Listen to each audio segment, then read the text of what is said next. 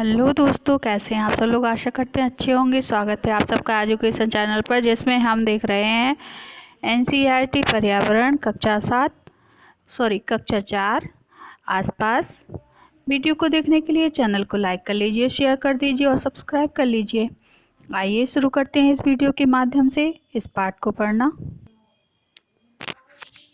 पाठ 12, कैसे कैसे बदले घर। आइए जानते हैं घर के बारे में कि समय के बदलने के अनुसार हमारे घर कैसे परिवर्तित होते गए हैं। जगह के अनुसार, माहौल के अनुसार, मौसम के अनुसार हमारे घर कैसे बदल जाते हैं। मैं हूँ चेतन दास। सालों पहले मैं तुम्हारे जैसे छोटे बच्चों को पढ़ाता था। आजकल अपने बीते हुए दिनों के बारे में लिखता हूँ। आज मैं तुम्हें अपने बारे में बताता हूँ। एक बदलाव। बात तब की है जब मैं 9 वर्ष का था, समझो लगभग 8 साल पहले। उस समय हम डेरा गाजी खान में रहते थे। अब वह जगह पाकिस्तान में आसपास बहुत गड़बड़ हो रही थी, पर उस समय मुझे कुछ भी समझ नहीं आया था। बस बाबा ने बताया कि हमें अपना गांव छोड़कर दूसरी जगह जाना है। मुझे अपना घर, अपना गांव छोड़ना बिल्कुल अच्छा नहीं लगा। वहीं तो थे मेरे सारे दोस्त, मैं, बाबा, अम्मा, मेरे तीनों भाई बहन और आसपास के बहुत सारे लोग रेलगाड़ी में बैठकर दिल्ली चले गए। लोग बातें करते थे कि हमारा देश 2 हिस्सों में बंट गया है, भारत और पाकिस्तान। भारत में रहने वाले बहुत सारे लोग भी पाकिस्तान चले गए थे। हम कुछ दिन कैंप में रहे। कैंप में एक बड़े से मैदान में बड़े बड़े तंबू लगाकर बना था। एक नई शुरुआत। एक दिन बाबा ने बताया कि हमें सोहना गांव में ज़मीन मिली है। अब हम वहीं अपना घर बनाएंगे। मैं तो बहुत खुश था। बाबा और अम्मा ने मिलकर घर बनाया। हम बच्चे भी कहाँ पीछे रहने वाले थे। बाबा ने पास से ही मिट्टी खोदी। हमने परात भरकर माँ को पकड़ाई। गुड़िया ने अम्मा के साथ मिलकर उसमें भूसा मिलवाया। बाबा ने दीवारें बनाई। हम आसपास के घरों से गोबर ले आए। अम्मा ने उसे मिट्टी में मिलाया, ज़मीन में लिपाई की, बिल्कुल वैसे ही जैसे पुराने घर में करती थी। अम्मा कहती थी कि इससे मिट्टी में कीड़ा नहीं लगता है। बस अब छत बनानी रहती थी। बाबा ने लकड़ी के फट्टे जोड़ जोड़कर एक फ्रेम बनाया और उसे चारों दीवारों पर टिका दिया। लकड़ी की दीमक न लग जाए, इसके लिए नीम और कीकर की लकड़ियों का फ्रेम पर बिछा दी। अम्मा ने पुरानी बोरियां इस पर बिछा दी और लेप कर दिया। आसपास के ज़्यादातर सभी घर ऐसे ही बने थे, पर मुझे अपना घर सबसे अच्छा लगता था। वह बिल्कुल हमारे पुराने घर जैसा जो था। पता करो और लिखो। ये सब कार्य प्रश्न आप पढ़ लीजिए, आप करने की कोशिश कीजिए। हम अभी इसको थोड़े देर बाद अभ्यास कार्य के माध्यम से करेंगे। मकान में बदलाव। समय बहुत जल्दी बीत गया। मेरी पढ़ाई पूरी हो गई और नौकरी लग गई। अम्मा बाबा चाहते थे कि मैं शादी कर लूं। सोचा शादी से पहले घर की थोड़ी मरम्मत करवा लें, एक कमरा और डलवा दें। शहर में सीमेंट का बहुत चलन था। कहते थे इससे मकान बहुत मजबूत रहते हैं। मैंने बाबा अम्मा की सलाह से नए कमरे की छत लोहे और सीमेंट की पक्की बनवाई। बाजार में कच्ची ईंटें भी मिलती थीं। कमरे की दीवारें हमने इन्हीं ईंटों से बनवा ली। इससे यह फ़ायदा हुआ कि इन्हें हर हफ्ते लीपना नहीं पड़ता। साल में एक बार इन दीवारों को चूने से पुताई कर लो। हमने आंगन में छोटी सी पक्की रसोई भी बनवाई। उसमें एक तरफ मिट्टी का चूल्हा बनवा दिया, दूसरी तरफ बर्तन रखने की जगह।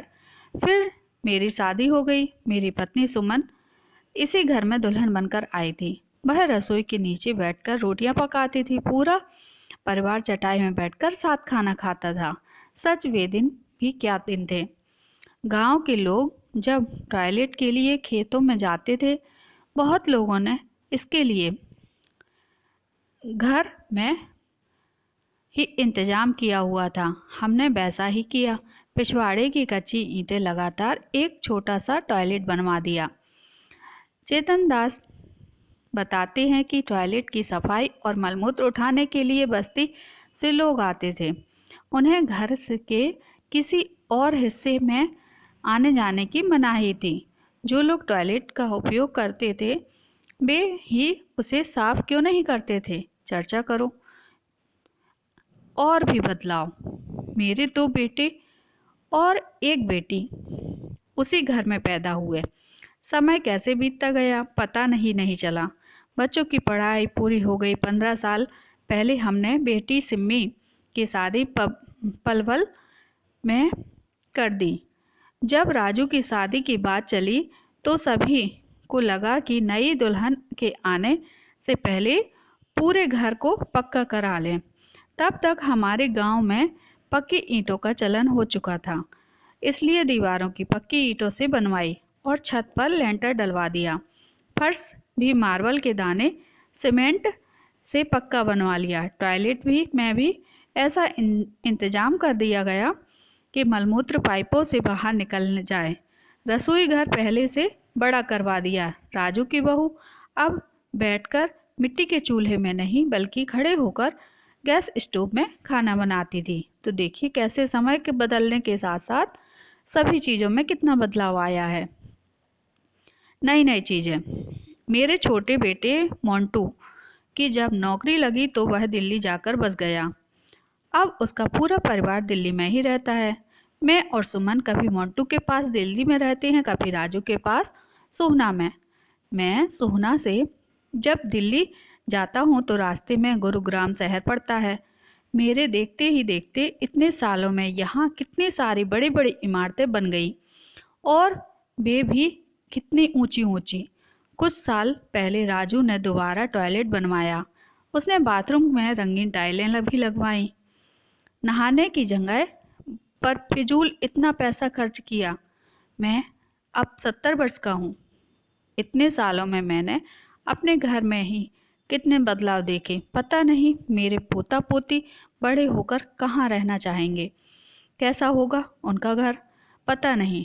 उनका डेरा गाजी खान में अब कैसे मकान होंगे। मेरे सभी दोस्त भी कहाँ होंगे। सोचिए आप इस बारे में। पता कीजिए अपने आसपास से कि क्या क्या बदलाव होते हैं उनके आसपास भी। ये देखिए चित्र के माध्यम से।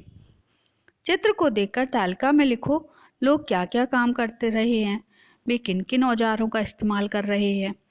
आप देखिए, पता कीजिए।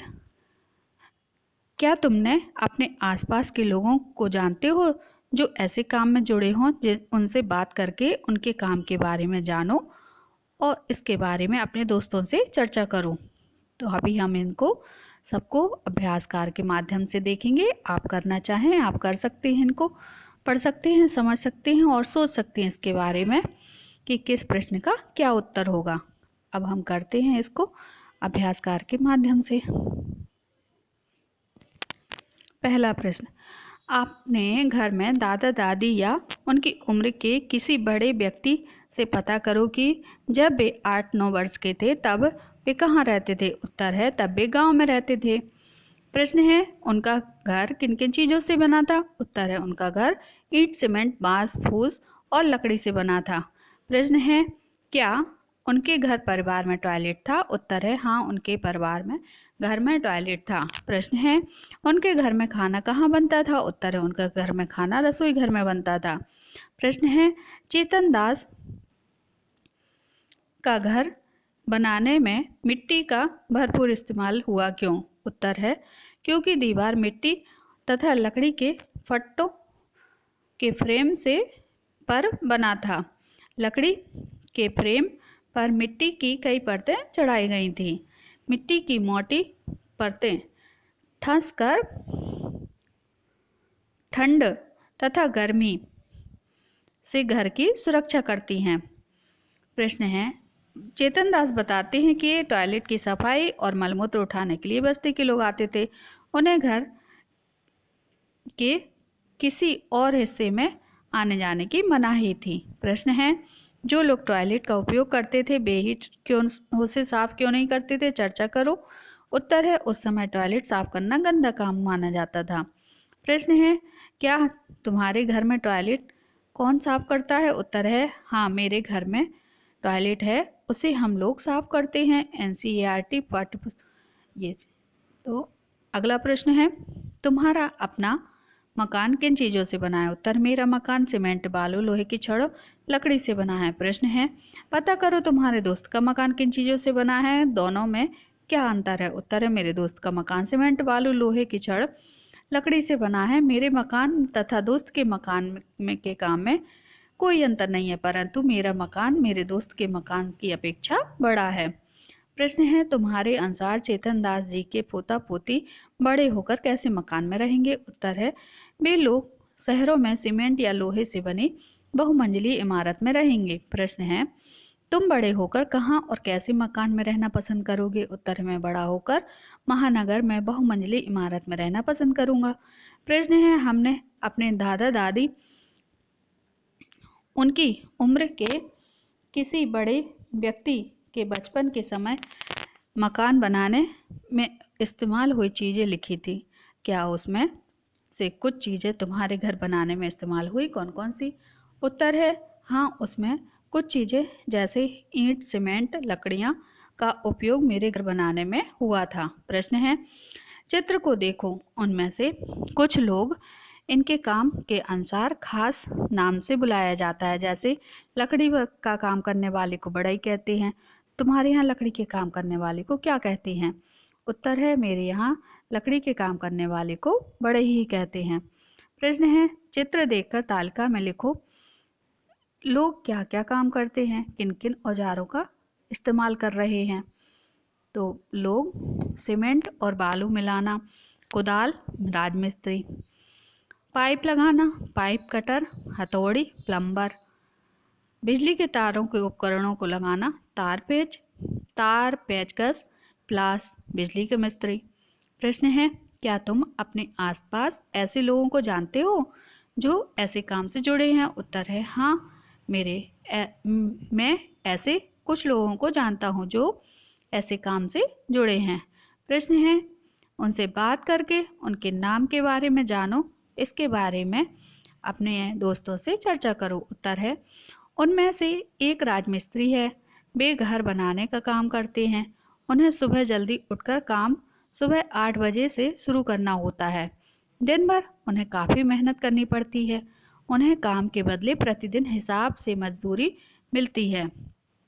जब काम नहीं मिलता तो उन्हें काफ़ी मुश्किलों का सामना करना पड़ता है। प्रश्न है, अपनी अध्यापिका या घर वालों से के साथ किसी ऐसी जगह जाओ जहाँ कोई बिल्डिंग बन रही हो, वहाँ काम कर रहे लोगों से बात करो। उत्तर है, पता करके लिखो। प्रश्न है, वहाँ क्या बन रहा है? उत्तर है, वहाँ एक बड़ा मार्केट बन रहा है जिसे मॉल कहते हैं। प्रश्न है, वहाँ कितने लोग काम कर रहे हैं? उत्तर है, वहाँ 500 लोग काम कर रहे हैं। प्रश्न है, वे क्या क्या काम कर रहे हैं? उत्तर है, वहाँ इंजीनियर हो रहे कार्य की निगरानी कर रहा है तथा निरीक्षण कर रहा है। राजमिस्त्री ईंटें जोड़ने का काम करते हैं। मजदूर ईंटें, सीमेंट, बालू तथा अन्य सामग्री एक जगह से उठाकर दूसरी जगह पहुंचाते हैं। क्रेन ऑपरेटर क्रेन चलाते हैं। प्रश्न है, वहाँ कितनी औरतें और कितने आदमी हैं? उत्तर है, लगभग 400 आदमी और 100 औरतें हैं। प्रश्न है, क्या वहाँ बच्चे भी काम कर रहे हैं? वे क्या काम कर रहे हैं? उत्तर है, नहीं, वहाँ बच्चे नहीं काम कर रहे हैं, कुछ बच्चे वहाँ खेल रहे हैं। प्रश्न है, काम कर रहे लोगों को रोज कितने रुपए मिलते हैं?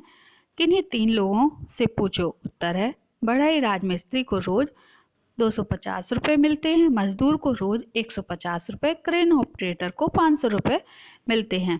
प्रश्न है, काम कर रहे लोग कहाँ रहते हैं? उत्तर है, कुछ लोग बिल्डिंग साइट पर बने अस्थायी मकानों में रहते हैं और कुछ लोग अपने घर पर रहते हैं। प्रश्न है, जो बिल्डिंग बन रही है उसे बनाने में क्या क्या चीज़ें इस्तेमाल हो रही हैं? उत्तर है, सीमेंट, बालू, गिट्टी, छड़, लकड़ी इत्यादि। प्रश्न है, पूरी बिल्डिंग बनाने में अंदाज से कितने ट्रक ईंट और कितनी सीमेंट बोरी लगी होगी? उत्तर है लगभग 100,000 बोरियां सीमेंट और 5,000 ट्रक ईंटें लगी होंगी। प्रश्न है, बिल्डिंग बनाने का सामान किन किन वाहनों में भरकर आता है? ट्रक, रेहड़ी या किसी और तरह की सूची बताओ। उत्तर है, बिल्डिंग बनाने का सामान ट्रकों, ट्रैक्टरों और रेहड़ी ठेला आदि में आता है। प्रश्न है, इनकी कीमत पता करो। एक बोरी सीमेंट की उत्तर है 250 रुपये, एक पक्की ईंट की 4 रुपये और एक ट्रक रेत की 5,000 रुपये। अपनी मर्जी से कुछ और प्रश्न पूछकर लिख सकते हो। अगला प्रश्न है, सीमेंट के साथ कितना बालू मिलाया जाता है? उत्तर, एक बोरी सीमेंट में 5 बोरी बालू मिलाया जाता है। बन रही बिल्डिंग का नक्शा किसने बनाया? उत्तर है, आर्किटेक्ट ने बन रही बिल्डिंग का नक्शा बनाया है। प्रश्न है, क्रेन का उपयोग क्यों किया जाता है? उत्तर, क्रेन का उपयोग भारी वस्तु को ऊपर पहुंचाने के लिए किया जाता है। प्रश्न है, क्या वहां पर काम कर रहे मजदूरों के बच्चे स्कूल जाते हैं? उत्तर है, कुछ ही मजदूरों के बच्चे स्कूल जाते हैं, अधिकांश मजदूरों के बच्चे गांव में रहते हैं और तथा स्कूल नहीं जाते हैं।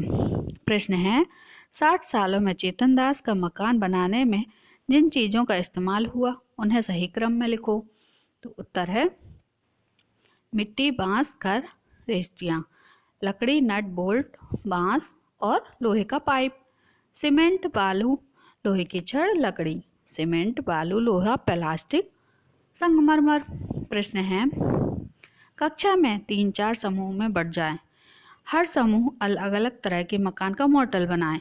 तुम इन चीज़ों का इस्तेमाल कर सकते हो। मिट्टी, लकड़ी, कपड़े के टुकड़े, जूते, डिब्बे, रंगीन कागज, माचिस की डिब्बी, इनसे आप मकान बना के देखिए। अगला प्रश्न है, सभी घरों के साथ रखकर एक बस्ती बन सकती है और सभी बच्चे मिलकर एक बस्ती का निर्माण करेंगे।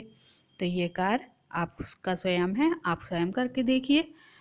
जाना हमने इस वीडियो के माध्यम से घर मकान के बारे में कि मकान किस तरह से बनाए जाते हैं और पुराने मकानों में और आज के मकानों में कितना क्या अंतर है और आगे चलकर और भी बदलाव आएंगे।